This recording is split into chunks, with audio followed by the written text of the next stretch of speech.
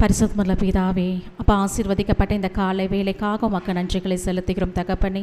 இந்த நாளிலும் ஆண்டவரை எங்களோட என்ன வார்த்தையை பேச நீர் சித்தமாக இருக்கிறீரோ அப்பா, இந்த அதிகாரத்தின் மூலமாக நீர் எங்களோடு பேச போகிற கிருபைக்காக உமக்கு நன்றி.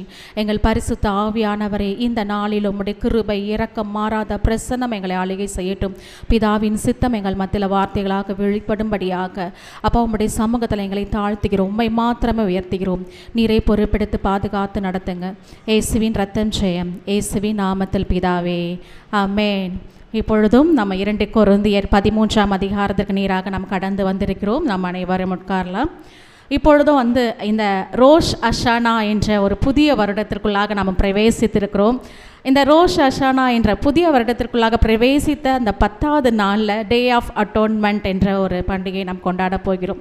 இந்த டே ஆஃப் அட்டோன்மெண்ட் அப்படின்னா பாவ நிவாரணத்தின் பண்டிகை.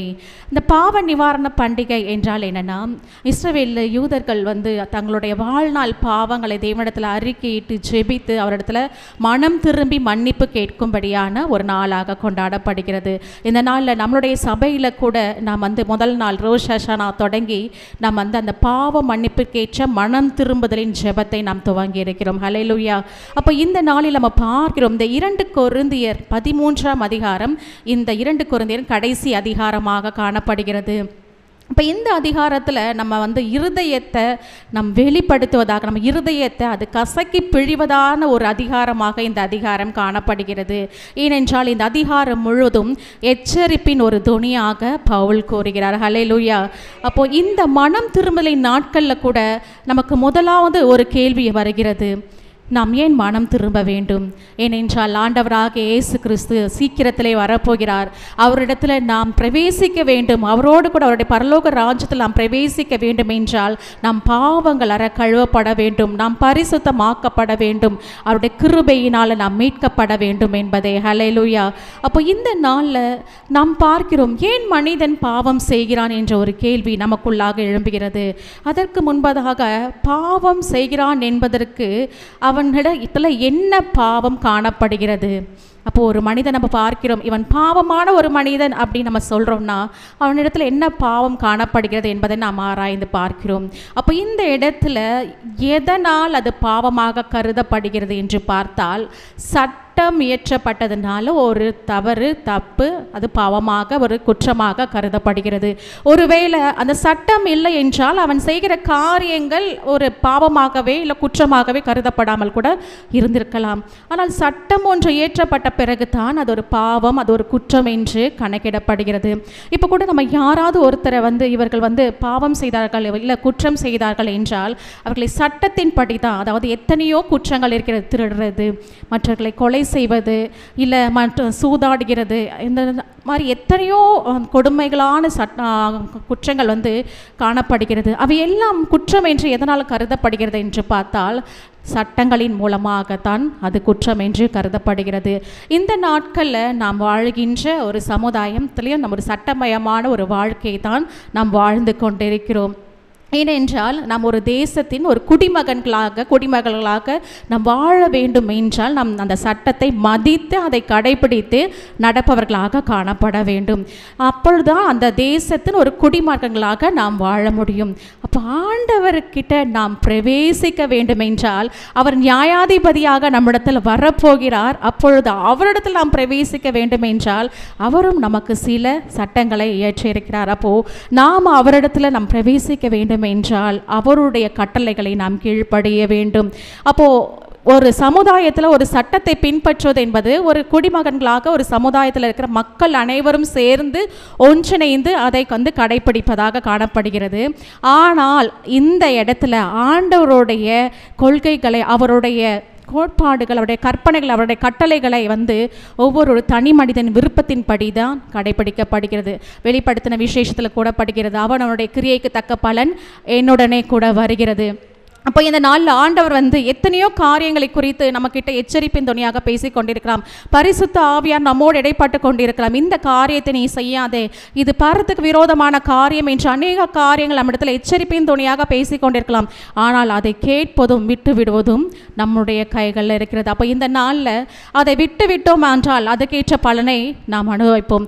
அதை கேட்டு அதை தாழ்மைப்பட்டு அந்த வார்த்தைகள் கீழ்ப்படிந்தோமானால் அவருடைய கிருபையை பெறுபவர்களாக நாம் காணப்படும். அது தான் வெளிப்படுத்தின விஷயத்தில் கூடப்பட்டிருக்கிறது. அப்போ ஆண்டவராக இயேசு கிறிஸ்து இரண்டாம் வருகையில் வரும்பொழுது நாம் எப்படிப்பட்டவர்களாக காணப்பட வேண்டும் என்றால் அவருக்கு முன்பாக நாம் தாழ்மைப்பட்டவராக அவருடைய வார்த்தைகளுக்கு நாம் கீழ்ப்படிந்தவர்களாக காணப்பட வேண்டும். நான் ஏன் இதெல்லாம் சொல்கிறேன் அப்படின்னா, இந்த 2 கொரிந்தியர் 13ஆம் அதிகாரத்தில் பவுல் தன்னுடைய மக்களை எச்சரிக்கும்படியாகத்தான் அவர் 3வது முறையாக அந்த சபைக்கு கடந்து வரப்போகிறார். ஹல்லேலூயா. இந்த அதிகாரத்துக்கு நான் ஒரு தலைப்பு கொடுக்கிறேன், தைரியமாக எதிர்கொள்ளுங்கள், இனியும் விட்டு கொடுக்காதீர்கள். ஹல்லேலூயா. இதில் 1 to 2 வரைக்கும் பார்த்தோமா என்றால் சகிப்புத்தன்மை பற்றி கூறப்படுகிறது. 3 to 4 கிறிஸ்து சிலுவையில் அறையப்பட்டதை பற்றி கூறப்படுகிறது. 5 to 7 மனரம்மியமாய் வாழுங்கள் என்பதை பற்றி கூறுகிறது. 8 to 10 மேம்படுத்துவதற்கான அதிகாரங்களை பற்றி கூறப்படுகிறதாக காணப்படுகிறது.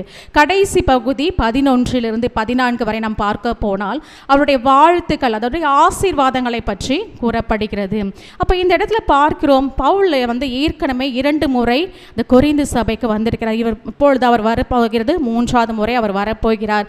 அப்போ அவர் வந்து முன்பே தங்களுடைய மக்களை தங்களை தாங்களே பரிசோதித்து ஆராய்ந்து உங்களை பார்த்து கொள்ளுங்கள், ஏனென்றால் ஆண்டவராகிய இயேசு கிறிஸ்து வரும்பொழுது நாம் பரிசுத்தமானவர்களாக நாம் காணப்பட வேண்டும். ஹல்லேலூயா. அதை முதல் 2 வசனங்களை நாம் வாசிக்கும் பொழுது, இந்த 3ஆம் தரம் நான் உங்களிடத்திற்கு வருகிறேன், சகல காரியங்களும் 2-3 சாட்சிகளுடைய வாக்கினால் நிலவரப்படும். ஹல்லேலூயா. அப்போது ஆல்ரெடி வந்து 2 முறை அவர் வந்துட்டார்.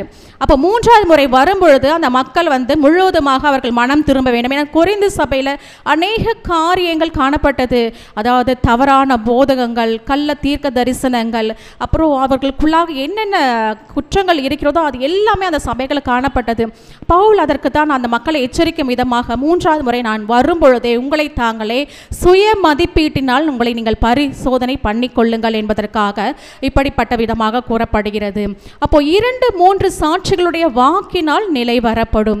அப்போ ஒரு மனிதனை வந்து ஒரு தண்டனைக்குரியவனாக கருதப்பட வேண்டும் என்றால் அவனுக்கு 2-3 சாட்சிகள் தேவைப்படுகிறது. அதன் பிறகுதான் அவனுக்கு குற்றவாளி என்று தீர்க்கப்படுகிறான். அப்போ இந்த இடத்துல நீங்கள் குற்றவாளிகள் என்று தீர்க்கப்படாதபடிக்கு நீங்கள் எச்சரிக்கையாக இருங்கள் என்று பவுல் அந்த மக்களை வருவதற்கு முன்பாக உங்களை நீங்களே ஆயத்தப்படுத்திக் கொள்ளுங்கள், பரிசுத்தப்படுத்திக் கொள்ளுங்கள் என்று கூறுவதாக காணப்படுகிறது. நான் 2ஆம் தரம் உங்களிடத்தில் இருந்தபோது சொன்னது போல இப்பொழுது தூரமாக இருந்தும் உங்களிடத்தில் இருக்கிறவனாக நான் மறுபடியும் வந்தால் தப்பவிட மாட்டேன் என்று முன்பு பாவம் செய்தவர்களுக்கும் மற்ற எல்லாருக்கும் முன்னறிவித்து எழுதுகிறேன். அப்போ 2ஆம் தரம் அவர் வரும்பொழுதே அந்த மக்கள்கிட்ட என்ன சொல்லியிருக்காரு, எச்சரிப்பின் துணியாக நீங்கள் இந்த இப்படிப்பட்ட பாவங்களிலிருந்து நீங்கள் மனம் திரும்ப வேண்டும். அப்போது எந்தெந்த பாவங்கள் அவர்களிடத்தில் காணப்படுகிறது அதெல்லாம் விட்டு நீங்கள் ஆண்டவராக இயேசு கிறிஸ்துவை நோக்கி பாருங்கள். அவருடைய வருகை வரும்பொழுது நாம் ஆயத்தப்பட்டவர்களாக காணப்பட வேண்டும் என்பதற்காக அவர் அந்த மக்களை எச்சரிக்கும்படியாக காணப்படுகிறது. இப்பொழுது தூரமாக இருந்தும் உங்களிடத்தில் இருக்கிறவனாக நான் மறுபடியும் வந்தால் தப்ப விட மாட்டேன் என்று. அப்போ இதில் கண்டிப்பாக அந்த மக்களை அவர் எச்சரிக்கிறார். ஒரு போதகரா, ஒரு டீச்சரா, ஒரு தகப்பனா கூட இவர் வந்து தன்னுடைய மக்கள் விசுவாசத்தில் குறைந்து போகக்கூடாது, அவர்கள் வழி தப்பி போகக்கூடாது, ஆண்டவருடைய வருகையில் அவர்கள் பங்கெடுக்க வேண்டும் என்பதை அவருக்கு வலியுறுத்துவதாக அவர் வந்து ஸ்ட்ரிக்டாக அந்த மக்களை எச்சரிக்கும்படியாக காணப்படுகிறது. ஹல்லேலூயா. மற்ற எல்லாருக்கும் முன்னறிவித்து எழுதுகிறேன் என்று சொல்லப்பட்டிருக்கிறது. அப்போ முன்பதாக அந்த சபை எப்படிப்பட்டதாக காணப்படுகிறது என்றால் அநேக பாவங்கள் நிரம்பியதாக, பவுலுடைய வார்த்தைகள் கூட கீழ்ப்படியாத அநேக பேர் அந்த சபைகளை இருந்ததாக கூறப்படுகிறது. அப்போ இந்த நாளில் உங்கள் எல்லாருக்கும் நான் முன்னறிவித்து எழுதுகிறேன், நான் வருவதற்கு முன்பதாகவே நீங்கள் உங்களை பரிசுத்தப்படுத்திக் கொள்ளுங்கள். அப்போது இதெல்லாம் பார்த்தா ஒரு நச்சுத்தன்மை வாய்ந்த ஒரு காரியமாக காணப்படுகிறது. ஒருவேளை ஒரு குற்றம் என்பது ஒரு மனிதனுக்குள்ளாக சடனாக திடீரென்று தோன்றாது. அவனுடைய மனதில் முதலாவது கசப்புக்கள், காயங்கள், அந்த உணர்ச்சிகளின் மூலமாக அவனுக்குள்ளாக அந்த நச்சுத்தன்மை தேங்கி கிடக்கும். அந்த நச்சுத்தன்மையின் காரணமாகத்தான் அவன் குற்றம் செய்ய ஆரம்பிக்கிறான். அப்போ இந்த சபை மக்கள் இடத்துல அப்படிப்பட்ட ஒரு நச்சுத்தன்மையான காரியங்கள் காணப்படுகிறது. அதை நீங்கள் அதை முழுவதுமாக வெளியேற்ற வேண்டும் என்றால் நீங்கள் தாழ்மைப்பட்டு ஆண்டவருடைய வார்த்தைக்கு கீழ்ப்படிந்து நடக்க வேண்டும் என்பதை அங்கே பவுல் வலியுறுத்துகிறார். இப்போ கூட நம்மளுடைய உடம்புல கூட நிறைய டாக்ஸின்ஸ் சேர்ந்துருச்சு, நீங்கள் அதை டீடாக்ஸ் பண்ணணும் அப்படின்னு சொல்லுவாங்க. ஏன் அதை வெளியேற்ற வேண்டும் என்றால் அந்த நச்சுத்தன்மை நமக்குள்ளாக இருந்தால் அது நம் உடலையும் சரீரத்தையும் கெடுக்கிறதாக காணப்படுகிறது. அதே போலதான் நம்முடைய சிந்தைக்குள்ளாக பாவம் என்ற நச்சுத்தன்மை இருந்தால் நம்ம ஆவிக்குரிய அந்த வாழ்க்கையை அது கெடுப்பதாக காணப்படுகிறது. அப்போ நம்முடைய சரீரத்தில் அந்த நச்சுத்தன்மையை அந்த டீடாக்ஸ் பண்ணுறதுக்கு நிறைய அந்த டீடாக்ஸ் ட்ரிங்க்ஸ் அப்படின்னு சொல்லி நிறைய நம்ம பார்க்குறோம்.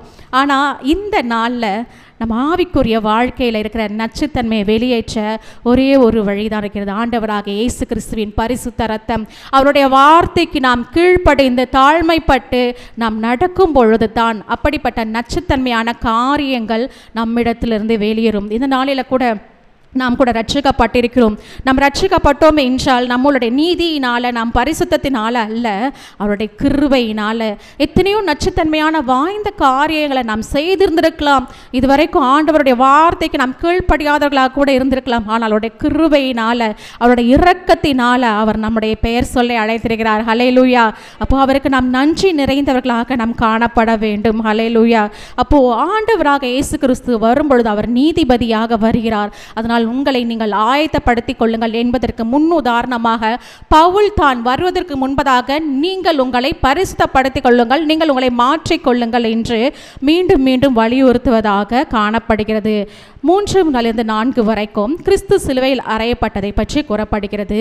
கிறிஸ்து எனக்குள்ளே பேசுகிறார் என்று அத்தாட்சி தேடுகிறீர்களே, அவர் உங்களிடமாய் பலவீனரால் அல்ல, உங்களிடத்தில் வல்லவராய் இருக்கிறார். ஹல்லேலூயா.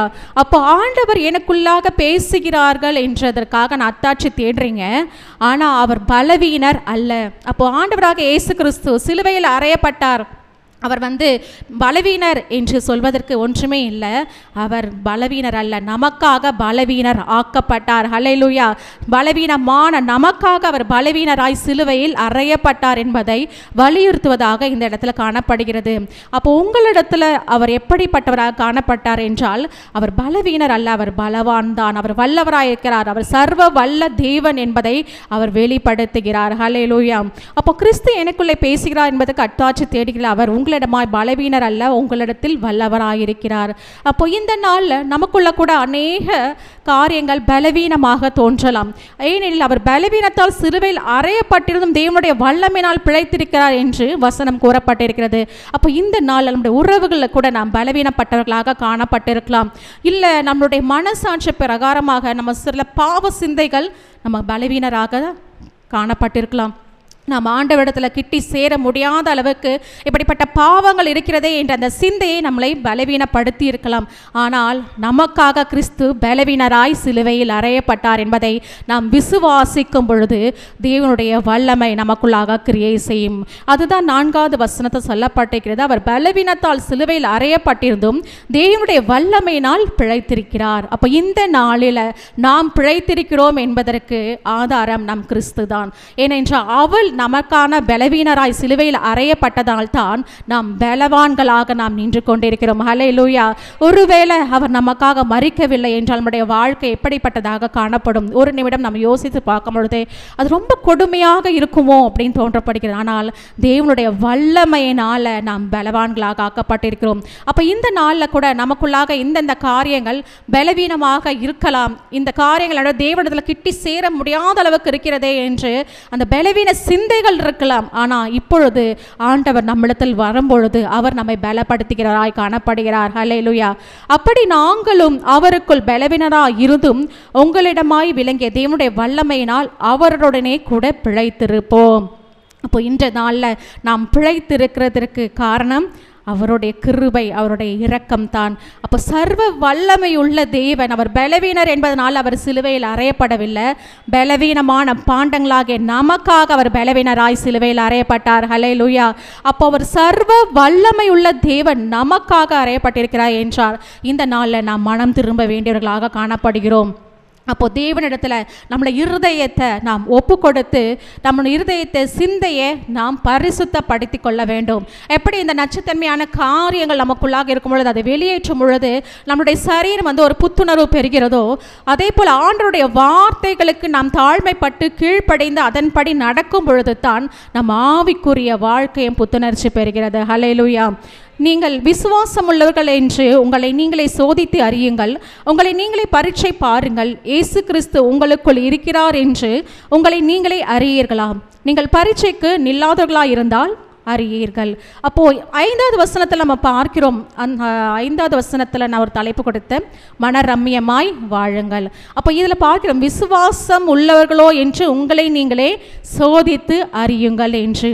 அப்போ கிறிஸ்தவ வாழ்க்கையின் அடிப்படையே விசுவாசம்தான். அப்போ அந்த விசுவாசம் இல்லை என்றால் நம்முடைய வாழ்க்கை தோற்று போனதாக காணப்படுகிறது. அப்போ நாம் விசுவாசம் உள்ளவர்களோ இல்லையோ என்று சோதித்து பாருங்கள் என்று இந்த இடத்துல கூறப்பட்டிருக்கிறது. அப்போ உங்களை நீங்களே பரீட்சை பாருங்கள், இயேசு கிறிஸ்து உங்களுக்குள் இருக்கிறார் என்று உங்களை நீங்களே அறியீர்களா? நீங்கள் பரீட்சைக்கு நில்லாதவர்களாக இருந்தால் அறியீர்கள். ஹல்லேலூயா. அப்போது பேதுரு கூட அந்த படகுல வரும்பொழுது ஆண்டவர் அந்த கடலின் மேல் நடக்கும் பொழுது, ஆண்டவரே நான் வரட்டுமா அப்படின்னு சொல்லி கேட்பார். நீ வான்னு சொல்லும் போது அந்த விசுவாசத்தின் அடிப்படையில் நடப்பார். ஆனால் அவர் உலக பிரகாரமாக பார்க்கும் பொழுது அந்த விசுவாசம் அவர்களுக்குள்ளாக தோற்று போய் அவருடைய விசுவாசம் நிலை குழந்து போகும் பொழுது ஆண்டவர் சொல்ல, அற்ப விசுவாசியை ஏன் விசுவாசத்தை இழந்தாய் என்று. அப்போது இந்த நாளில் கிறிஸ்தவர்களாக நமக்குள்ளாக எது முக்கியமாக காணப்பட வேண்டும் என்றால் அவருடைய விசுவாசம், அவர் மீது வைத்திருக்கிற நம்பிக்கை தான் விசுவாசம் என்று கூறப்படுகிறது. அப்போது நாம் மனிதர்களை நம்புவதில்லை, கர்த்தர் மேல் நம்பிக்கை வைப்பது தான் விசுவாசம். அப்போது அப்படிப்பட்ட விசுவாசத்தை நீங்கள் சோதித்து பாருங்கள் என்று கூறப்பட்டிருக்கிறது. இப்போ ஒரு தங்கத்தை எடுத்தோம்னா கூட அது பூமியிலிருந்து வெட்டி எடுக்கப்பட்ட பிறகு ஆபரணத்தை செய்து போட முடியுமா என்றால் கண்டிப்பாக முடியாது. அது பல ப்ராசஸில் போகணும், அந்த நெருப்பில் அது பரிசோதிக்கப்படணும், அப்பொழுது தான் அந்த தங்கம் உறுதிப்படும். அதே போல தான் நம்முடைய விசுவாசமும் சோதிக்கப்பட்டு உறுதிப்படுத்தப்படும் என்று வேத வசனம் சொல்லப்பட்டிருக்கிறது. அப்போ இந்த நாளில் நாம் ஆண்டவருடைய சமூகத்தில் நாம் தங்கமாக ஜொலிக்க வேண்டும் என்றால் அவருடைய கூடிய பாடுகளை நாம் சகிக்க வேண்டும், நாம் விசுவாசத்தில் நாம் நிலைத்திருக்க வேண்டும். அப்போது பேதுரு ஆண்டவராக இயேசு கிறிஸ்து சிலுவையில் அறையும் பொழுது கூட பிசாசான உன்னை வஞ்சிப்பான் என்று சொல்லும் பொழுது நான் உங்களை மறுதளிக்க மாட்டேன் என்று சொன்ன விசுவாசம் குறைந்து போய் அவர் 3 தரம் மறுதளித்தார். ஆனால் ஆண்டவருடைய கிருபையினால் அவர் மீண்டுமாக அவருடைய பாவங்கள் மன்னிக்கப்பட்டு அவர் இரத்த சாட்சியாக மறைத்தார். அப்போ இந்த நாளில் நாம் ஒப்பிட்டு பார்ப்போமே, நம்முடைய விசுவாசம் எந்த அளவில் இருக்குது? ஆண்டவர் வரும் அளவும் அவருடைய முடிவு பரியந்தம் நிலைநிற்கிறவனை ரட்சிக்கப்படுவான் என்று சொல்லப்பட்டது போல நம்முடைய விசுவாசம் ஒரு நாளும் குறைந்து போகாதபடி நாம் பார்த்து கொள்ள வேண்டும். ஏனென்றால் நமக்குள் இருக்கிறவர் பெரியவர், ஆண்டவராக இயேசு கிறிஸ்து பரிசுத்த ஆவியானவர் இன்று நமக்குள்ளாக இருந்து நம்மை வழி நடத்தி கொண்டிருக்கிறார். ஹல்லேலூயா. நாங்களோ பரீட்சைக்கு நில்லாதவர்கள் என்பதை அறிவீர்கள் என்று நம்புகிறேன். மேலும் நீங்கள் ஒரு பொல்லாங்கும் செய்யாதிருக்கும்படியாக தேவனை நோக்கி விண்ணப்பம் பண்ணுகிறேன். நாங்கள் பரீட்சைக்கு நின்றவர்கள் என்று காணப்படும் பொருட்டல்ல, நாங்கள் பரீட்சைக்கு நில்லாதவர்கள் போல் இருந்தாலும் நீங்கள் நலமானதை செய்யும் பொருட்டே விண்ணப்பம் பண்ணுகிறேன். அப்போது இந்த நாளில் பவுல் சொல்கிறார், அந்த சபைக்கு கடந்து வரும் பொழுது நான் எந்தெந்த பாவங்களை செஞ்சுருக்கேன் நீங்கள் நினைக்கிறீங்களா? அப்போ இவர் போதிக்கிறார் என்றால் அப்போ அவருக்கு எதிராக அந்த சபையில் அநேக குற்றங்கள், அவருக்கு எதிராக நிறைய சர்ச்சைகள் கூட எழும்பியிருக்கு என்று பார்க்கிறோம். அப்போ அந்த காரணங்களினால் அவருக்குள்ளாக அந்த கேள்விகளை கேட்டு அந்த மக்களுக்கு கடிதத்தை எழுதுகிறார். அப்போ இந்த இடத்துல நான் வருவதற்கு முன்பதாக நீங்கள் இப்படிப்பட்ட கேள்விகளை இடத்துல கேட்கக்கூடும், நான் அதற்கு முன்பதாக உங்களை ஆயத்தப்படுத்துகிறேன் என்று கூறப்படுகிறது. அப்போ நீங்கள் ஒரு பொல்லாங்கும் செய்யாது இருக்கும்படியாக அப்போ ஆண்டவராகிய இயேசு கிறிஸ்து வரும்பொழுது நாம் பொல்லாங்கு செய்யாதவர்களாக பரிசுத்தமாக நாம் காணப்பட வேண்டும். ஆண்டவர் முதல் முறை இந்த உலகத்திற்கு வரும்பொழுது கிருபையும் ரட்சிப்பும் கொண்டு வந்தார். ஹல்லேலூயா. அவருடைய ரட்சிப்பினால் தான் நாம் மீட்கப்பட்டோம். எத்தனையோ ஜனங்கள் பாவத்தில் மரிக்கும் பொழுது பரலோகத்தனை தன்னுடைய ஒரே பேரான குமாரனை நமக்கு கொடுத்தார். எதற்காக என்றால் நாம் மீட்கப்படும் பொருளாக, அவருடைய விலையேற பெற்ற ரத்தத்தினால் மீட்கப்பட வேண்டும் என்பதற்காகத்தான் இப்படிப்பட்ட காரியங்கள் நடந்தேறியது. அப்போ முதலாவது ஆண்டவராக இயேசு கிறிஸ்து இந்த பூமிக்கு வரும்பொழுது அவர் ரட்சிப்பும் கிருபையும் உடையவராக இருந்தார். ஒருவேளை ஆண்டவருடைய இரண்டாவது வருகை வந்துவிட்டால் அந்த கிருபையின் காலம் முடிந்துவிடும். அதற்கு முன்பதாக நீங்கள் எச்சரிக்கையாக இருங்கள், நீங்கள் மனம் திரும்புங்கள் என்று கூறப்படுகிறது. அப்போ இந்த நாளில் நாம் கடைசி காலத்தில் கடைசி மணித்துளிகளில் நாம் வாழ்ந்து கொண்டிருக்கிறோம். இந்த நாளில் நாம் எப்படிப்பட்டவர்களாக வாழ வேண்டும் என்றால், ஆண்டவருடைய வார்த்தைகளுக்கு நாம் தாழ்மையுடன் நாம் கீழ்ப்படிந்து நடக்கிறவர்களாக நாம் காணப்பட வேண்டும். அவர் வரும்பொழுது நாம் சுத்த பொன்னாக நாம் விளங்க வேண்டும். எப்படி மோசே ஆண்டவர் சொல்லார், என்னுடைய வீட்டில் எங்கும் உண்மையும் உத்தமும் உள்ள ஊழியக்காரன் என்று. அப்படிப்பட்ட வார்த்தைகள் ஆண்டவர் நம்மிடத்திலும் கூற வேண்டும் என்று வாஞ்சியுள்ளவர்களாக நாம் அந்த ஓட்டத்தை நாம் ஓடுகிறவர்களாக காணப்பட வேண்டும். எப்படி தாவீது ஆண்டவருடைய இருதயத்துக்கு பிரியமானவன் என்று கூறப்பட்டாரோ, நம்முடைய வாழ்க்கை ஆண்டவருக்கு பிரியமானதாக நாம் வாழ வேண்டும். அப்போ நம்ம உலக பிரகாரமான சிந்தைகளில் அல்ல, கிறிஸ்து இயேசுவின் சிந்தையை நாம் தரித்து கொள்ள வேண்டும். அப்போ ஆண்டவராக இயேசு கிறிஸ்து இந்த உலகத்திற்கு வரும் பொழுது அவர் அன்பும் இரக்கமும் கிருபையும் நிறைந்தவராக காணப்பட்டார். அப்போ இந்த நாளில் அவரால் ரட்சிக்கப்பட்ட, அவரால் பெயர் சொல்லி அழைக்கப்பட்ட நாம் ஒவ்வொருவரும் எப்படிப்பட்டவர்களாக காணப்பட வேண்டும் என்றால், அவருடைய அடிச்சுவடுகளை பின்பற்றுபவர்களாக, அவரை பின்பற்றி அவருடைய நிழலாக நாம் வாழ வேண்டும். ஒரு நிழல் என்ன பிரதிபலிக்கிறதுனா ஒரு நிஜத்தை தான் பிரதிபலிக்கிறது. அப்போ நாம் நிழல் என்றால் அந்த நிஜமாக இயேசு கிறிஸ்துவை பிரதிபலிக்கிறவர்களாக காணப்பட வேண்டும். ஹல்லேலூயா. அப்போ இந்த நாளில கூட அப்படிப்பட்ட சர்வ வல்லவருடைய நிஜத்தை பிரதிபலிக்கிற நிழல்களாக நாம் பரிசுத்தம் உள்ளவர்களாக, விசுவாசம் உள்ளவர்களாக நாம் காணப்பட வேண்டும். ஹல்லேலூயா. அப்போ இந்த இடத்துல இயேசு கிறிஸ்து உங்களுக்குள் இருக்கிறார் என்று உங்களை நீங்களே அறியீர்களா? அப்போது அந்த இடத்துல அந்த மக்கள்கிட்ட ஒரு கேள்வி கேட்குறாரு. இப்போ இயேசு கிறிஸ்து உங்களுக்குள்ளே தானே இருக்கிறாரு. ஒருவேளை நம்மளுடைய பேரண்ட்ஸ் இருக்கும் போது பசங்க தப்பு பண்ணுவாங்களா? ஐயோ அம்மா அப்பா பார்க்குறாங்களே, நான் செய்ய மாட்டேன், அடிப்பாங்க அப்படின்ற ஒரு பயம் இருக்கும். டீச்சர்ஸ் பார்க்கும்போது ஸ்டூடெண்ட்ஸ் தப்பு பண்ணுவாங்களா? பண்ண மாட்டாங்க. அதே போல் ஆண்டவராக இயேசு கிறிஸ்து உங்களுக்குள்ளே தான் இருக்கிறாரு. நீங்கள் பொய் பேசலாம், ஆவியானவர் வெளிப்படுத்துவார். நீ இந்த நாளில் போய் பேசியிருக்க, நீ பேசக்கூடாது, நீ களவு செஞ்சிருக்க, இதை செய்யக்கூடாதுன்னு ஒவ்வொரு நாளும் அவர் நமக்குள்ளே இருந்து நம்ம எச்சரித்து கொண்டிருக்கிறார். அப்போ நீங்கள் இன்னைக்கு நீங்கள் அறியாத ஜனங்களாக இருக்கீங்களா, இன்னும் நீங்கள் மனம் திரும்பாதபடி இருக்கீங்களான்னு சொல்லி பவுல் அந்த மக்களை பார்த்து கேள்வி கேட்டு கொண்டே இருக்கிறார். ஹல்லேலூயா. அப்போ இந்த இடத்துல அவர் சொல்றாரு, நீங்கள் நலமானதை செய்யும் பொருட்டே விண்ணப்பம் பண்ணுகிறேன். அப்போ இதில் பவுலோட இருதயம் எப்படிப்பட்டதாக காணப்படுகிறது என்றால், தன்னுடைய மக்கள் மனம் திரும்ப வேண்டும், தான் மாத்திரம் பரலோக ராஜ்யத்தில் பங்கெடுக்க கூடாது, இன்னும் அநேகருக்கு நான் சுவிசேஷத்தை சொல்லி அவர்களும் என்னோட கூட ஆயத்தப்படுத்த வேண்டும். ஏனென்றால் ஆண்டவராக இயேசு கிறிஸ்துவுக்கு முன்பதாக நாம் நிற்கும் பொழுது நீ மாத்திரம் யார் ரொம்ப நல்லதுன்னு சொல்ல மாட்டாரு, நீ ஆயத்தப்பட்டியா, எத்தனை பேரை ஆயத்தப்படுத்தி இருக்கிறாய் என்று.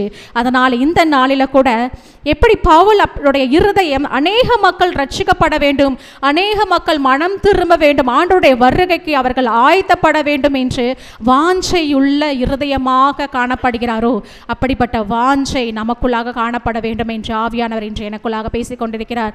அப்போ வாஞ்சையுள்ள ஆத்துமாவையும் தவணமுள்ள ஆத்துமாவை கர்த்தர் திருப்தியாக்குகிறார். அப்போ பவுலோட சிந்தையை பற்றி ஆண்டவர் அறிந்திருக்கிறார், இன்னும் அநேக ஜனங்கள் ரட்சிக்கப்பட வேண்டுமே என்று. அப்போ அவருடைய இருதயம் எப்படிப்பட்டதாக இருக்கிறது என்றால், அவர்கள் மக்கள் மனம் திரும்ப வேண்டும், அவர்கள் பாவத்திலிருந்து விட்டு அந்த நச்சுத்தன்மையான காரியத்தை விட்டு அவர்கள் ஆவிக்குரிய ரீதியில் வளர வேண்டும் என்பதே நான் தேவனிடத்தில் விண்ணப்பம் பண்ணுகிறேன் என்று கூறுகிறார். அப்போ இந்த நாளில் நம்மளுடைய ஜெபங்கள் நம்முடைய சுயநலமாக காணப்படக்கூடாது. இன்னும் ரட்சிக்கப்படாத அநேக ஜனங்கள் நம்ம சுற்றி இருக்கிறாங்க. ஏன் நம்மளுடைய உற்றார் உறவினர்கள் கூட, நம்மளுடைய நண்பர்கள் மத்தியில் எத்தனையோ பேர் ரட்சிக்கப்படாதபடி இருக்கிறாங்க. ஆனால் ஆண்டவருடைய வருகை மிக மிக மிக சமீபமாக இருக்கிறது. எத்தனையோ அடையாளங்கள் நம் கண் முன்பாக காணப்பட்டு கொண்டிருக்கிறது. ஆனால் அவர்களுக்குள்ளாக அந்த ரட்சிப்பை யார் கொண்டு செல்வது? ஆண்டவரால் பெயர் சொல்லி அழைக்கப்பட்ட நம்மால் தான் அந்த ரட்சிப்பு அவர்களுக்குள்ளாக கடந்து போகும். ஹல்லேலூயா. அப்போ இந்த நாளில் ஆண்டவர் நம்முடைய குடும்பத்தில் நம்மை தெரிந்தெடுத்திருக்கிறார் என்றால் மற்றவர்களுக்கு நாம் அவருடைய ரட்சிப்பை கொடுக்க வேண்டும் என்று, அவருடைய சுவிசேஷத்தை நாம் பிரசங்கிக்க வேண்டும் என்பதை இந்த நாளில் ஆண்டவர் வெளிப்படுத்தி கொண்டிருக்கிறார். சத்தியத்திற்கு விரோதமாக நாங்கள் ஒன்றும் செய்யக்கூடாமல் சத்தியத்திற்கு அனுகூலமாகவே செய்யக்கூடும். அப்போ சத்தியம் என்பது ஆண்டவராகிய இயேசு கிறிஸ்துவை வெளிப்படுத்துகிறது. அப்போ ஆண்டவருக்கு விரோதமாக நாங்கள் ஒன்றும் செய்யக்கூடாதபடி, அப்போ ஆண்டவர் இந்த உலகத்தில் எல்லோரும் மனம் திரும்ப வேண்டும் என்று தான் சொல்லப்பட்டிருக்கிறார். அவர் இந்த உலகத்தில் வரும்பொழுது மனம் திரும்புங்கள், பரலோக ராஜ்யம் சமீபமாக இருக்கிறது என்று தான் அவர் சொன்னார்.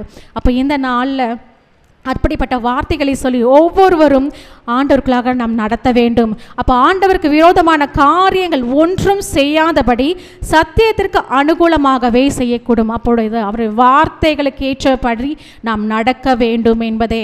அப்போ அவருடைய வார்த்தைகள் என்ன சொல்லுகிறது என்றதை நாம் வேத வசனத்தை தியானிக்கும் பொழுது கர்த்தர் நம்மோடு பேசுவார். அப்போ அந்த வார்த்தைகளின் படி நாம் கை கொள்ளும் பொழுது தான் நாம் அவருடைய சத்தியத்துக்கு நேராக நடத்தப்படுகிறவர்களாக காணப்படுவோம். நாங்கள் பலவீனரும் நீங்கள் பலமுள்ளவர்களுமாய் இருக்கையில் சந்தோஷப்படுகிறோம், நீங்கள் நற்செய்ர் பொருந்தும்படிக்கும் விண்ணப்பம் பண்ணுகிறோம். இந்த 9ஆம் வசனத்தில் கூறப்பட்டிருக்கிறது, நாங்கள் பலவீனரும் நீங்கள் பலமுள்ளவர்களாய் இருக்கையில் சந்தோஷப்படுகிறோம். ஒரு ஆவிக்குரிய ஒரு தகப்பனுடைய ஸ்தானத்திலிருந்து அவர் பேசுகிறார். என்னுடைய ஜனங்கள் ரட்சிக்கப்பட வேண்டும், கர்த்தருக்குள் அவர்கள் பலப்பட்டிருக்க வேண்டும் என்று. அப்போ சென்ற அதிகாரத்தில் கூட பார்த்திருக்கிறோம், அவர் பலவீனமாக இருக்கிறார் இருந்தாலும் அவருடைய பலவீனத்தில் அவருடைய பலன் பரிபூரணமாய் விளங்குகிறது என்று. அப்போ நம்மளுடைய பலவீனத்தில் நாம் யாரை நாட வேண்டும்? அவருடைய பிரசன்னத்தை, அவருடைய பலத்தை நாம் நாட வேண்டும். ஏனென்றால் நாம் நிற்பதும் நிர்மூலமாகாமல் இருப்பதும் தேவனுடைய சுத்த கிருபையே. அப்போ அவருடைய பலத்தினால தான் நாம் நிற்க முடியும். அப்போ அந்த மக்கள் நீங்கள் பலவான்களாக இருக்கிறையில் நான் சந்தோஷப்படுகிறேன் என்று. அப்போ பவுல் சொல்ற, நான் பலவீனப்பட்டது நல்லது தான், ஏனென்றால் கிறிஸ்துவின் பலன் எனக்குள்ளாக ஆளுகை செய்கிறது என்று. அப்போ இந்த நாளில் கூட நாம் எத்தனையோ காரியங்களை குறித்து நாம் பலவீனங்களாக காணப்படலாம். நாம் ஒருவேளை ஆண்டவர்கிட்ட நான் கிட்டி சேர முடியாத அளவுக்கு நான் பாவம் செஞ்சிருக்கேனே சொல்லி நம்முடைய பாவ சிந்தையை நம்மளை பலவீனப்படுத்தி கொண்டிருக்கலாம். ஆனால் இந்த இடத்துல ஆண்டவர் நம்மோடு இடைப்பட்டு கொண்டிருக்கிறார். மனம் திரும்பி என்னுடைய வார்த்தைகளுக்கு நீர் கீழ்ப்படிந்து நடக்கும் பொழுது உன்னுடைய பலவீனத்தை நான் பலனாய் மாற்றுவேன் என்று. ஹல்லேலூயா. அப்போ அவருடைய கிருபை நம்மோடு இருக்கிறது. அப்போ இந்த இடத்துல நாங்கள் நற்செய்ர் பொருந்தும்படிக்கு விண்ணப்பம் பண்ணுகிறோம். ஆனதால் இடித்து போடவல்ல ஊன்ற கட்டவே கர்த்தர் எனக்கு கொடுத்த அதிகாரத்தின்படி நான் உங்களிடத்தில் வந்திருக்கும் போது கண்டிதம் பண்ணாதபடிக்கு நான் தூரமாக இருந்து இவைகளை எழுதுகிறேன். அப்போ பவுல் இந்த சபைக்கு வருவதற்கு முன்பதாகவே தன்னுடைய மக்கள் ஆயத்தப்பட வேண்டும் என்பதற்காக இவைகளை எழுதுவதாக காணப்படுகிறது. அப்போ நான் இதெல்லாம் உங்களை இடித்து போடுவதற்காக இல்லை, நான் உங்களை கட்டுவதற்காகவே தேவனுடைய வார்த்தைகளை உங்கள் மத்தியில் நான் கொண்டு வருகிறேன் என்று. அப்போ இந்த நாளில் நம்முடைய ஆவிக்குரிய பெற்றோர்களும் கூட நமக்கு அநேக வார்த்தைகளை கூறுவாங்க. அது சில நேரம் நமக்கு மனசுக்கு இடித்து போடும்படியாக காணப்படலாம். ஆனால் இந்த நாளில் அது நம்மை கட்டுவதற்காக, நம்ம ஆவிக்குரிய வாழ்க்கையில் நாம் மீண்டுமாக பலப்படுவதற்காகத்தான் காணப்படுகிறது.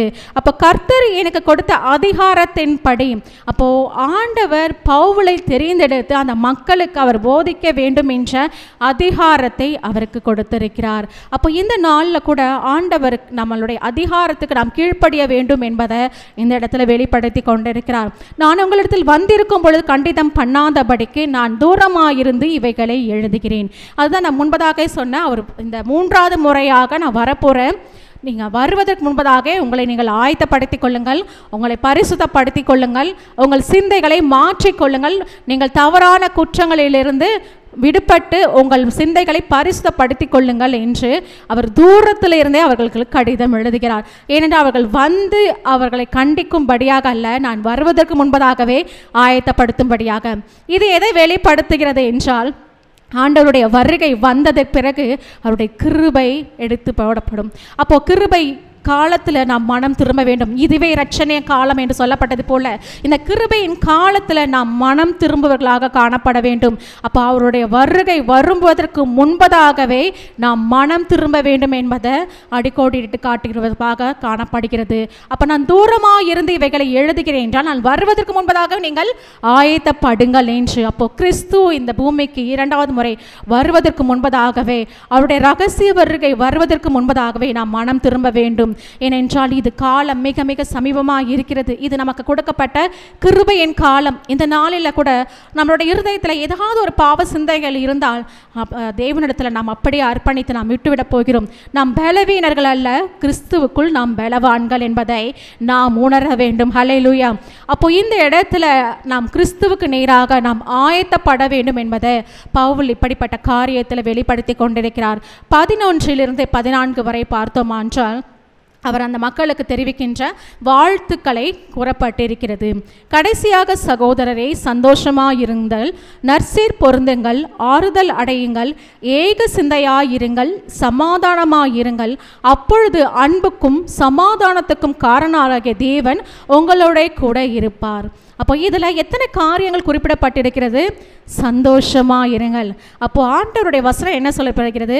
கிறிஸ்துவுக்குள் எப்பொழுதும் சந்தோஷமாயிருங்கள், சந்தோஷமாயிருங்கள் என்று சொல்லுகிறேன் என்று. அப்போ ஆண்டவருக்குள்ள நாம் விசுவாசிக்கும் பொழுது தான் நாம் சந்தோஷமாக இருக்க முடியும். ஒருவேளை உலக பிரகாரமான கவலைகள் நமக்குள்ளாக இருந்தால் சந்தோஷமாக இருக்க முடியுமா? என் தேவன் எல்லாவற்றையும் பார்த்து கொள்வார் என்ற விசுவாசம் நமக்குள்ளாக இருக்கும் பொழுது தான் நாம் சந்தோஷமாக இருக்க முடியும். அதை தான் முன்பதாக கூட பவுல் சொல்லியிருக்கார், நாங்கள் விசுவாசத்தில் உறுதிப்பட்டவர்களாக காணப்பட வேண்டும் என்று. அப்போ நற்சீர் பொருந்துங்கள். இப்போ நன்மையான காரியங்களை நீங்கள் தேடுங்க, உங்கள்கிட்ட காணப்படுகிற துன்மார்க்கமான காரியங்களை விட்டு விடுங்க அப்படின்னு சொல்லியிருக்காரு. அப்போ ஆறுதல் அடையுங்கள் என்றால் நீங்கள் ஒருவருக்கு ஒருவர் கிறிஸ்துவுக்குள் ஆறுதல் கொடுக்கிறவர்களாக காணப்பட வேண்டும். அப்போ ஒருத்தர் கஷ்டப்படும் பொழுது ஒருத்தருங்க ஆண்டவருடைய வசனத்தை சொல்லி அவர்களுக்கு ஆறுதல் அளிக்கும்படியாக காணப்பட வேண்டும். ஏக சிந்தையாக இருங்கள், சமாதானமாக இருங்கள். ஏக சிந்தை என்றால் என்னன்னா ஒரு மனம். அப்போஸ்தல நடவடிக்கைகளை கூட நம்ம பார்க்கிறோம். மேல் வீட்டு அறையில் அந்த சீஷைகள் ஒருமனப்பட்டு ஜெபிக்கும் பொழுதுதான் பரிசுத்த ஆவியானவர் அக்கினிமயமான நாவுகளை பொழிந்தறினார். அப்போ இந்த நாளில் அந்த சபைகளுடைய வளர்ச்சி எதில் பொறுத்து இருக்குன்னா, சபைகளில் ஏக சிந்தை இருக்க வேண்டும். ஏக சிந்தை இருக்கும் பொழுதுதான் ஆண்டவர் கிரியை செய்ய முடியும். அப்போ ஏக சிந்தையாயிருங்கள், சமாதானமாயிருங்கள். அப்போ ஒருவருக்கொருவர் சமாதான வாழ்த்துதலை கூறுங்கள் என்று சொல்லப்படுகிறது. அப்பொழுது அன்புக்கும் சமாதானத்துக்கும் காரணராகிய தேவன் உங்களோட கூட இருப்பார். அப்போ ஆண்டவர் நம்மளோட கூட இருக்க வேண்டும் என்றால் இதையெல்லாம் நாம் கடைபிடிக்க வேண்டும். சந்தோஷமாக இருக்க வேண்டும். அந்த சந்தோஷம் கிறிஸ்துவின் விசுவாசத்தை பொறுத்து இருக்கிறது. நற்சீர் பொருந்த வேண்டும். நாம் தீய காரியங்களை விட்டு கிறிஸ்துவனோடு கூட நாம் நற்சீர் பொருந்த வேண்டும். கிறிஸ்துவுக்குள்ளாக நாம் ஆறுதல் அடைய வேண்டும். கிறிஸ்துவுக்குள்ளாக ஒரே சிந்தையாக தேவனுடைய ராஜ்யத்தை நாம் கட்டுவர்களாக சமாதானம் உள்ளவர்களாக நாம் காணப்படும் பொழுது ஆண்டவர் நம்மோடு கூட இருப்பாராக. ஹல்லேலூயா. ஒருவரை ஒருவர் பரிசுத்த முத்தத்தோடு வாழ்த்துங்கள். பரிசுத்தவான்கள் எல்லாரும் உங்களுக்கு வாழ்த்துதல் சொல்லுகிறார்கள். அப்போ இந்த இடத்தை பவுல் கடைசியாக தன்னுடைய மக்களை கண்டித்து உணர்த்திய பிறகு அவர்களுக்கு வாழ்த்துதல் சொல்லுகிறார். அப்போ நீங்கள் எல்லாரும் ஒற்றுமையாக நற்சீர் பொருந்துங்கள், ஆறுதல் அடையுங்கள் என்று சொல்லப்பட்டிருக்கிறது. கர்த்தராகிய இயேசு கிறிஸ்துவினுடைய கிருபையும் தேவனுடைய அன்பும் பரிசுத்த ஆவியினுடைய ஐக்கியமும் உங்கள் அனைவரோடும் கூட இருப்பதாக. ஆமேன். ஹல்லேலூயா. அப்போ இந்த இடத்துல பார்க்கிறோம் இயேசு கிறிஸ்துவினுடைய கிருபை, தேவனுடைய அன்பு, பரிசுத்த ஆவியினுடைய ஐக்கியம். அப்போ இயேசு கிறிஸ்துவினுடைய கிருபை தான் இந்த நாட்களில் நம்மளோடு இருந்து கொண்டிருக்கிறது. அவருடைய கிருபையினால தான் நாம் ரட்சிக்கப்பட்டோம், அவருடைய கிருபையினால தான் நாம் மீட்கப்பட்டிருக்கிறோம் என்பதை உணர்த்தும்படியாக இந்த இடத்துல பவுல் இயேசு கிறிஸ்துவினுடைய கிருபை என்று கூறப்பட்டிருக்கிறது. அப்போ தேவனுடைய அன்பு என்பதை எதை வெளிப்படுத்துகிறது? பரலோக தந்தையுடைய அன்பை வெளிப்படுத்துவதாக காணப்படுகிறது. அதில் திரியேக தேவனை அவர் வெளிப்படுத்துவதாக அவர் கூறுகிறார். அப்போது அந்த பழைய சபைகளில், அந்த கொரிந்து சபைகள்லாம் அவர் திரியேக தேவனை குறித்து அவர்கள் பேசுவார்கள். அப்போது இந்த இடத்துல தேவனுடைய அன்பு, அப்போ பரலோக தந்தை நம் மீது வைத்த அன்பினால தான் தன்னுடைய ஒரே பேரான குமாரனை நமக்கு கொடுத்தார் என்பதை வெளிப்படுத்துகிறது. அப்போ பரிசுத்த ஆவியினுடைய ஐக்கியம், ஐக்கியம் என்றால் என்ன? ஒருவரோடு ஒருவர் இணைந்திருக்க வேண்டும். அப்போது பரிசுத்த ஆவியானவர் இந்த நாளில் நம்மோடு இணைந்திருக்கிறார். அப்போது அவருடைய வார்த்தைகளுக்கு நாம் கீழ்ப்படிய வேண்டும். அப்போது இயேசு கிறிஸ்துனுடைய கிருபையும் தேவனுடைய அன்பும் பரிசுத்த ஆவியினுடைய ஐக்கியமும் உங்கள் அனைவரும் கூடும் இருப்பதாக என்று பவுல் இந்த இடத்துல தன்னுடைய வாழ்த்துதலை கூறி முடிக்கிறார். அப்போ இந்த நாளில் கூட ஆண்டவருடைய வருகைக்காக காத்திருக்கிற நம்முடைய சகோதர சகோதரிகளை நாம் எப்படிப்பட்டவர்களாக நாம் காணப்பட வேண்டும் என்றால், ஆண்டவர் வருகைக்குள்ளாக நாம் மனம் திரும்பி தாழ்மைப்பட்டு கர்த்தருடைய வார்த்தைக்கு நாம் கீழ்ப்படிந்து அவருடைய பிரசன்னத்தைக்காக நாம் காத்து கொண்டிருக்கிறவர்களாக காணப்பட வேண்டும். அவருடைய வருகைக்கு நாம் ஆயத்தப்பட்டவர்களாக, இன்னும் அநேக பேரை நாம் ஆயத்தப்படுத்துபவர்களாக காணப்பட வேண்டும். நமக்குள்ளான விசுவாசம் என்றென்றும் நிலைத்திருக்கும்படியாக அவைகள் முடிவு பரியந்தம் நிலைநிற்க வேண்டும் என்று இந்த நாளில் கூட இந்த அதிகாரம் நம்மோடு இடைப்பட்டது. இப்பொழுதும் கூட நம்ம எந்தெந்த காரியங்கள் நம்ம பலவீனப்பட்டு ஆண்டவரத்தை கிட்டி சேராதபடி நாம் காணப்படுகிறோமோ, இப்பொழுது நாம் எழுந்து நின்று நம் தேவனை நோக்கி நாம் பார்க்க போகிறோம். நம்முடைய இருதயத்தை நம் தேவனத்தில் ஊற்றப் போகிறோம். அவர் வந்து மீண்டுமாக நம் பலம் படுத்தும்படியாக, நம்முடைய விசுவாசத்தை பெருக செய்யும்படியாக நம்மை நாமே விட்டு கொடுப்போமா?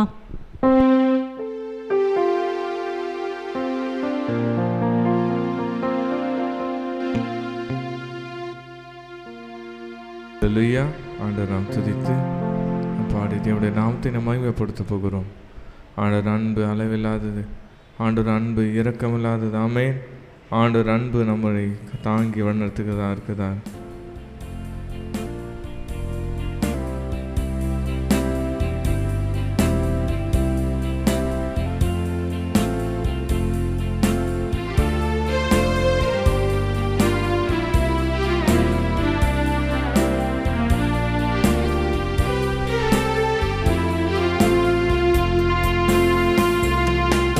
அநாதி ஸ்நேகத்தால் என்னை நேசித்தீரையா, ஆருண்யத்தினால் என்னை இழுத்து கொண்டீரே. அநாதி ஸ்நேகத்தால் என்னை நேசித்தீரையா, காருண்யத்தினால் என்னை இழுத்து கொண்டீரே. உங்க அன்பு பெரியது, உங்க இரக்கம் பெரியது, உங்க தயவு பெரியது, உங்க தயவு பெரியது. உங்க அன்பு பெரியது, உங்க இரக்கம் பெரியது, உங்க கிருபை பெரியது, உங்க தயவு பெரியது.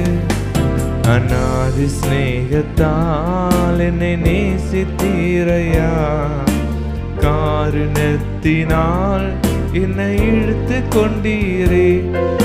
அநாதி ஸ்நேகத்தால் என்னை நேசித்தீரையா, காருண்யத்தினால் என்னை இழுத்து கொண்டீரே. அப்பா, உங்க அன்பு பெரியது, உங்க இரக்கம் பெரியது, உங்க கிருபை பெரியது, உங்க தயவு பெரியது.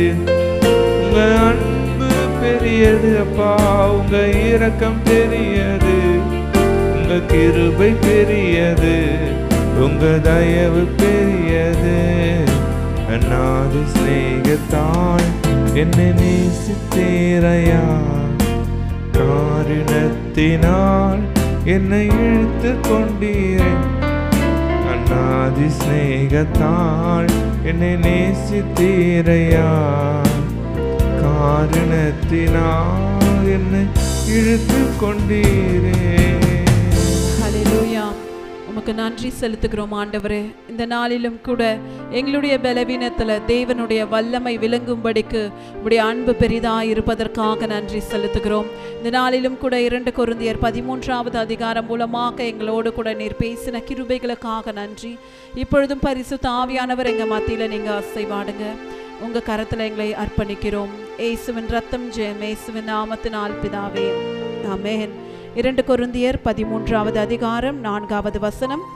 ஏனெனில் அவர் பலவீனத்தால் சிலுவையில் அறையப்பட்டிருந்தும் தேவனுடைய வல்லமையினால் பிழைத்திருக்கிறார். அப்படி நாங்களும் அவருக்குள் பலவீனராயிருந்தும் உங்களிடமாய் விளங்கின தேவனுடைய வல்லமையினால் அவரோடு கூட பிழைத்திருக்கிறோம். இந்த இடத்துல நம்ம பார்க்கிறோம், ஆண்டவராகிய இயேசு கிறிஸ்து அவர் பலவானாய் இருந்தும் நம்முடைய பாவங்களுக்காக நம்மளுடைய அக்கிரமங்களை நிமித்தம் அவர் பலவீனராய் மாறினார்.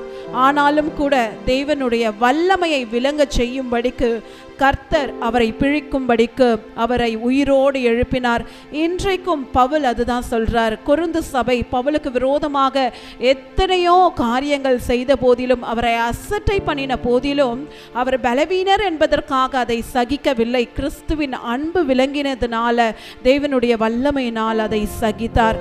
இன்றைக்கு அப்படிப்பட்ட தெய்வ வல்லமை நம்மிடத்துல காணப்படுகிறதா? இந்த இடத்துல தேவனுடைய சாட்சியை நான் பகிர்ந்து கொள்ள விரும்புகிறேன். நமக்கு தெரியும், அமெரிக்கா மாநிலத்தில், அமெரிக்கா நாட்டில் அங்கே ஒரு ஊழியக்காரர் அங்கே வாலிப பிள்ளைகள் மத்தியில் அந்த யூனிவர்சிட்டியில் பேசி கொண்டு இருக்கும் போது சார்லி என்கின்ற ஊழியக்காரர் ஒருவனால் கொல்லப்பட்டார். அந்த இடத்துல அன்றைக்கு அவருடைய ஜீவன் போனது. காரணம் அவர் பலவீனர் என்பதற்காக அல்ல, தேவனுடைய வல்லமையினால இன்றைக்கு எத்தனையோ ஆத்துமாக்களை இன்றைக்கு கிறிஸ்துக்குள்ள பலப்படும்படிக்கு அவர் மரித்திருக்கிறார். அவருடைய மனைவி பகிரங்கமா எல்லோருக்கும் முன்பாக ஒரு வார்த்தை சொன்னாங்க. என்ன சொன்னாங்கன்னா, என்னுடைய கணவரை கொன்ற அந்த வாலிபனை நான் மன்னிக்கிறேன்னு. காரணம், அந்த சகோதரியால அவங்களை எதிர்க்க முடியாதுன்னு அல்ல, கிறிஸ்துவின் அன்பு விளங்கினதுனால, தெய்வ வல்லமையினால அந்த குற்றவாளியை மன்னித்தாங்க. இன்றைக்கு அப்படிப்பட்ட பலன் நம்மிடத்துல காணப்படுகிறதா? எத்தனையோ பலவீனங்கள் நமக்கும் உண்டு. ஆண்டவருடைய ஊழியம் செய்யக்கூடாதபடிக்கு அநேக ஆண்டவருக்கு பிரியமில்லாத பாவங்கள், குற்றங்கள், பிரியமில்லாத சிந்தனைகள் நமக்கும் தோன்றுகிறது. இன்றைக்கு ஆண்டவர் அதை தான் சொல்லுகிறார், உன்னுடைய பலவீனத்தில் என்னுடைய வல்லமையை விளங்க செய்வேன் என்று. இந்த வேளையில் கூட நம்மை நாமே சற்று யோசித்து பார்ப்போமே. நாம் எந்தெந்த காரியத்திலெல்லாம் பலவீனராய் நம்ம காணப்படுகிறோம்? ஒருவேளை ஆண்டவருக்கு பிரியமில்லாத வார்த்தைகளை பேசி கொண்டிருக்கிறோமா? ஆண்டவருக்கு பிரியமில்லாத வாழ்க்கையை வாழ்ந்து கொண்டிருக்கிறோமா? அவருக்கு பிரியமில்லாத காரியங்களில் நம்ம செயல்பட்டு கொண்டிருக்கிறோமா? இல்லை ஒருவேளை சரீரத்தில் வியாதிகளின் நிமித்தம் ஆண்டவருக்காக எழும்பக்கூடாதபடிக்கு நம்ம முடங்கி கிடக்கிறோமா? இன்றைக்கு நம்ம தேவ சமூகத்தில் நம்ம அர்ப்பணிப்போமா? நம்மளுடைய பலவீனத்தை இதோ அவருடைய சமூகத்தில் கொண்டு அவரை ஏற்றுக்கொள்ளும்படிக்கு நம்ம அர்ப்பணிக்க போகிறோம். இந்த வேளையில தேவனுடைய வல்லமை நம்ம மீது விழும்போது நாமும் பிழைத்திருக்க போகிறோம். அவருக்காக பெரிய காரியங்களை செய்ய போகிறோம். இப்பொழுதும் கூட நம்மளுடைய பலவீனத்தை எடுத்துக்கொண்டு தேவனுடைய சன்னதிக்கு முன்பாக நம்ம நின்று நம்மளுடைய பலவீனங்களை நம்ம ஒப்பு கொடுப்போமா? யார் யாருக்கு என்னென்ன பலவீனம் இருக்கிறதோ இந்த நேரத்தில் நம்ம கிறிஸ்துவுக்கு நம்ம தெரியப்படுத்த போகிறோம். தேவ வல்லமை நம்ம மத்தியில கடந்து வர போகிறது. ஹல்லேலூயா.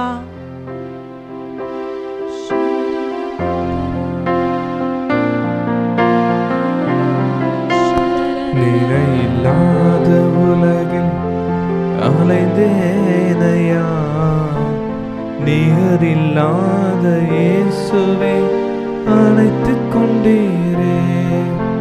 நிலையில்லாத உலகில் வாழ்ந்தேனையா, நிகரில்லாத இயேசுவே அணைத்துக் கொண்டீரே. உங்க அன்பு பெரியது, உங்க இரக்கம் பெரியது, உங்க கிருபை பெரியது, உங்க தயவு பெரியது. உங்க அன்பு பெரியது, உங்க இரக்கம் பெரியது, உங்க கிருபை பெரியது, உங்க தயவு பெரியது. உங்க அன்பு பெரியது, உங்க இரக்கம் பெரியது, உங்க தயவு பெரியது, உங்க கிருபை பெரியது.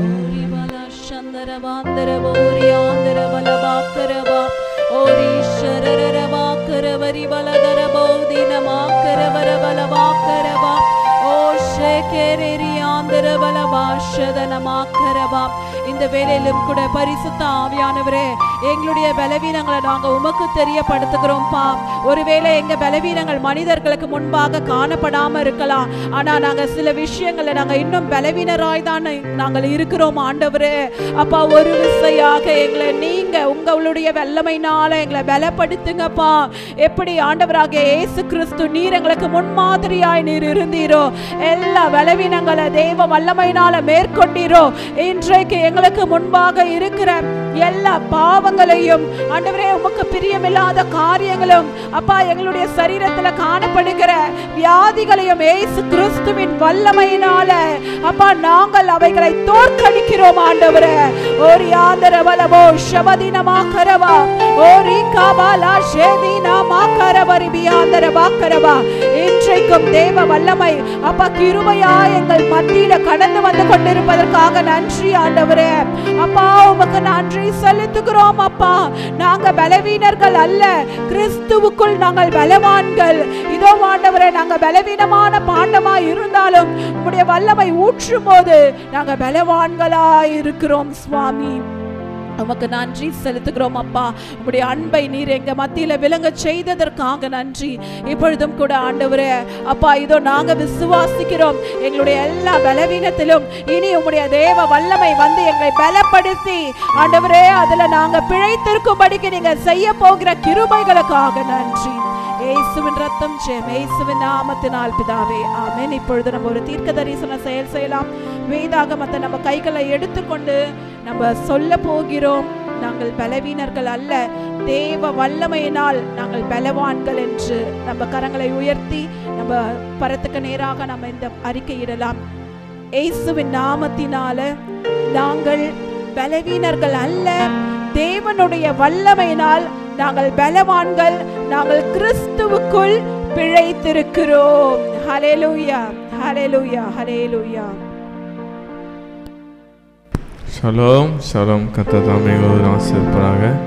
ஆமென், ஆமென், ஆமென். கடைசி ஆசீர்வாதத்துக்கு நேராக கைகளை விரித்துக்கொள்ளும். ஈவரக்கா அடோனாய் வயீஷ்மரக்கா யா ஏ அடோனாய் பனவ் அல்லக்கா விஹுனக்கா ஈஷா அடோனாய் பனவ் அல்லக்கா வயசம் லக்கா ஷாலோம் வயசம் லக்கா ஷாலோம். கர்த்தர் உன்னை ஆசீர்வதித்து காக்க கடவர். கர்த்தர் தன் முகத்தின் மேல் பிரகாசிக்க பண்ணி உன்மேல் கிருபையா இருக்க கடவர். கர்த்தர் தன் முகத்தை உன்மேல் பிரசன்னமாக்கி உனக்கு சமாதானம் கட்டளையிட கடவர். ஹல்லேலூயா, ஹல்லேலூயா, ஹல்லேலூயா.